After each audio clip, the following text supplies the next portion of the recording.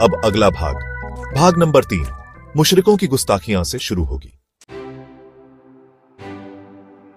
हजरत मोहम्मद सल्लल्लाहु अलैहि वसल्लम के खिलाफ कुरैशी सरदारों और मुशरिकों ने कई बार गुस्ताखी और मजाक किया, लेकिन हर बार अल्लाह ने अपने नबी की हिफाजत की और उनकी इज्जत को बढ़ाया। एक बार का वाकया है कि एक आदमी पर किसी का हक था।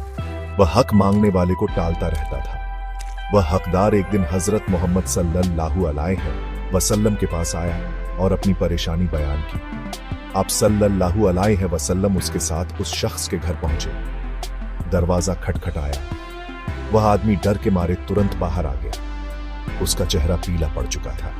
आप सल्लल्लाहु अलैहि वसल्लम ने उससे कहा, इस शख्स का हक अदा करो।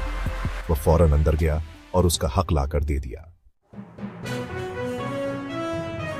जब कुरैशी सरदारों ने यह किस्सा सुना तो अबू जहल से कहा, तुम्हें शर्म नहीं आती? हमने ऐसी हरकत कभी नहीं देखी। अबू जहल ने जवाब दिया, तुम नहीं जानते। जब मोहम्मद ने मेरे दरवाजे पर दस्तक दी, मैंने उनकी आवाज सुनी तो मेरा दिल खौफ और दहशत से भर गया। मैंने बाहर आकर देखा कि एक बहुत बड़ा ऊंट मेरे सिर पर खड़ा था। अगर मैं उनकी बात नहीं मानता तो वह ऊंट मुझे खा जाता।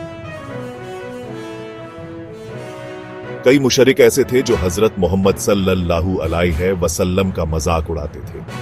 अल्लाह ताला ने इनके बारे में फरमाया, यह लोग जो आप पर हंसते हैं और अल्लाह के सिवा दूसरों को माबूद मानते हैं, उनसे आपके लिए हम काफी हैं। सूरह अल-हिज्र आयत नंबर 95। इन मजाक उड़ाने वालों में अबू जहल, अबू लहब, उकबा बिन अबी मुईत, हुक्म बिन आस और आस बिन वाइल शामिल थे।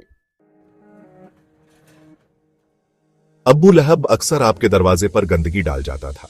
एक दिन यह हरकत करते वक्त उसे हजरत हमजा रजी अल्लाहु अन्हु ने देख लिया। उन्होंने वह गंदगी उठाकर अबू लहब के सिर पर डाल दी। उकबा बिन अबी मुईत की हरकतें। उकबा भी आपके दरवाजे पर गंदगी डालता था। एक दिन उसने आपके चेहरे पर थूका, लेकिन वह थूक लौटकर उसके अपने चेहरे पर आ पड़ा और जहां गिरा वहां कोढ़ जैसा निशान बन गया। एक बार उसने एक दावत रखी और सभी कुरैशी सरदारों को बुलाया। उसने हजरत मोहम्मद सल्लल्लाहु अलैहि वसल्लम को भी बुलाया। जब खाना पेश किया गया तो आपने खाने से इनकार कर दिया और फरमाया, मैं तब तक तुम्हारा खाना नहीं खाऊंगा जब तक तुम यह न कहो कि अल्लाह के सिवा कोई माबूद नहीं। अकबा ने मजबूरी में यह कह दिया। इसके बाद आपने खाना खा लिया। बाद में उसके दोस्त उबी बिन खलफ ने उसे ताना दिया कि वह काफिर हो गया है। उकबा ने सफाई दी कि उसने सिर्फ मेहमान को खुश करने के लिए यह कहा था। उबी ने कहा, मैं तुम्हें तब तक नहीं देखूंगा जब तक तुम मोहम्मद का मजाक न उड़ाओ। इसके बाद उकबा ने हजरत मोहम्मद सल्लल्लाहु अलैहि वसल्लम के सामने आकर आपका मजाक उड़ाया और थूका, लेकिन थूक फिर से उसके चेहरे पर लौट गया और उसे जिंदगी भर का निशान मिल गया। उकबा बिन अबी मुईत के बारे में अल्लाह ताला ने फरमाया, जिस दिन जालिम अपने हाथ काट काट कर खाएगा और कहेगा, काश मैं रसूल के साथ चल पड़ा होता। सूरह अल फुरकान आयत नंबर 37। हुक्म बिन आस भी हजरत मोहम्मद सल्लल्लाहु अलैहि वसल्लम का मजाक उड़ाता था। एक दिन वह आपका पीछा करते हुए तरह तरह की आवाजें निकालने लगा। आपने उसे देखा और फरमाया, तू ऐसा ही हो जा। इसके बाद उसके मुंह और नाक से अजीब आवाजें निकलती रहीं। 1 महीने तक वह बेहोशी में पड़ा रहा और उसी हालत में मर गया। आस बिन वाइल की गुस्ताखी।